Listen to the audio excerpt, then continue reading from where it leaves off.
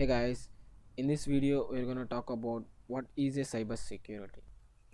Cyber security is the protection of internet connected systems including hardware, software and data from cyber attacks. In a computing context, security comprises cyber security and physical security. Both are used by enterprises to protect against unauthorized access to data centers and other computerized systems. Information security, which is designed to maintain the confidentiality, integrity, and availability of data, the CIA triad, which we are going to talk about in the next tutorial, is a subset of cybersecurity. Let's talk about the elements of cybersecurity. Ensuring cybersecurity requires the coordination of efforts throughout an information system, which includes application security, information security, network security, disaster recovery, business continuity planning, operational security, end user education. So, what is application security? Application security is the use of software, hardware, and procedural methods to protect applications from external threats. Now, what is information security?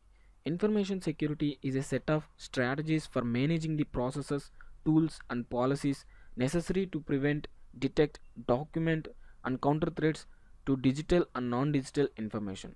Information security responsibilities include establishing a set of business processes that will protect information assets regardless of how the information is formatted or whether it is an in transit, is being processed, or is at rest in storage. Now, what is network security? Network security is protection of the access to files and directories in a computer network against hacking, misuse, and unauthorized changes to the system. An example of network security is an antivirus system.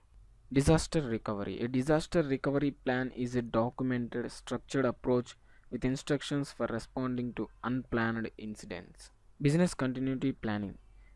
A BCP is a documented that consists of the critical information an organization needs to continue operating during an unplanned event.